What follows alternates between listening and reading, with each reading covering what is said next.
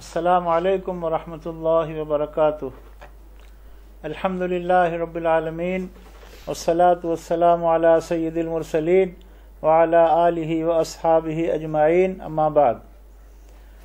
ناظرین کرام، آج کی اس مجلس میں ہم ایک اہم مسئلے کی طرف آپ کو توجہ دلانا چاہتے ہیں۔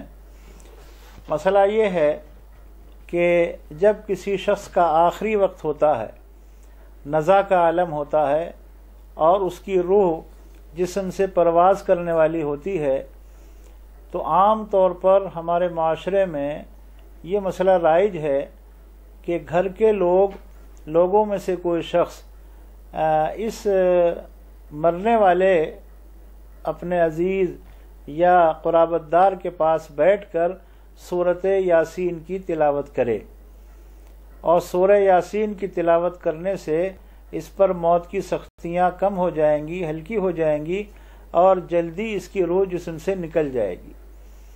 اور یہ مسئلہ اتنا رائج ہے کہ لوگوں کی زبان پر بہت ہی زیادہ مشہور ہے، لیکن اس سلسلے میں رسول اکرم صلی اللہ علیہ وسلم کی کوئی صحیح حدیث ذخیرہ حدیث میں نہیں ہے۔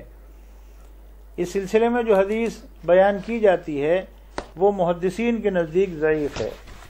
حضرت معقل بن یسار رضی اللہ تعالیٰ عنہ بیان کرتے ہیں، مسند احمد، سنن ابی داود اور ابن ماجہ کے حوالے سے روایت بیان کی گئی ہے کہ اپنے مرنے والوں پر سورہ یاسین پڑھو۔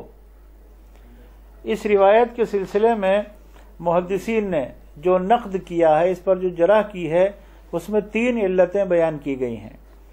اس میں اضطراب ہے، یہ موقوف بھی مروی ہے، اور ابو عثمان اور اس کا باپ دونوں مجہول ہیں۔ ابن العربی نے امام دار قطنی سے نقل کیا ہے کہ اس حدیث کی سند ضعیف ہے اور اس کا متن مجہول ہے، اور اس بارے میں رسول اللہ صلی اللہ علیہ وسلم سے کوئی صحیح روایت ثابت نہیں ہے۔ علامہ ناصر الدین البانی رحمۃ اللہ علیہ نے بھی ضعیف ابن ماجہ میں اس حدیث کو ضعیف قرار دیا ہے۔ اس لیے یہ عمل جو ہمارے معاشرے میں رائج ہے کہ مرنے والے کے قریب بیٹھ کر سورہ یاسین پڑھی جائے، یہ نہ مستحب ہے اور نہ ہی مسنون عمل ہے، کیونکہ کسی عمل کے مسنون ہونے کے لیے ضروری ہے کہ اس کی بنیاد صحیح سند پر ہو۔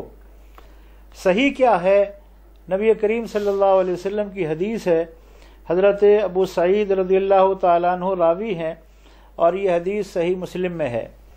مسلم میں کتاب الجنائز میں یہ حدیث موجود ہے، جس میں آپ نے فرمایا لقینوا موتاکم لا الہ الا اللہ، اپنے مرنے والوں کو لا الہ الا اللہ کی تلقین کرو۔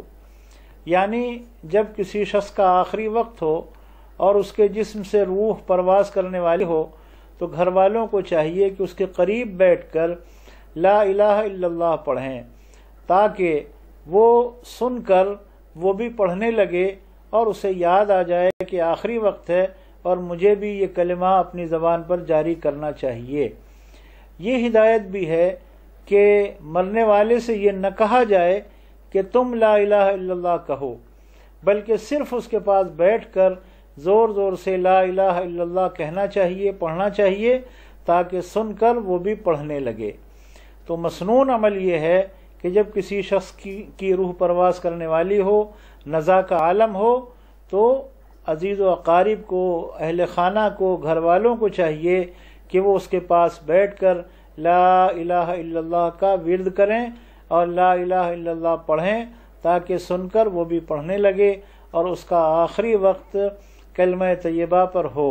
اللہ تعالی ہم سب کو مسنون عمل کے مطابق زندگی گزارنے کی توفیق عطا فرمائے۔ وآخر دعوانا ان الحمد للہ رب العالمین۔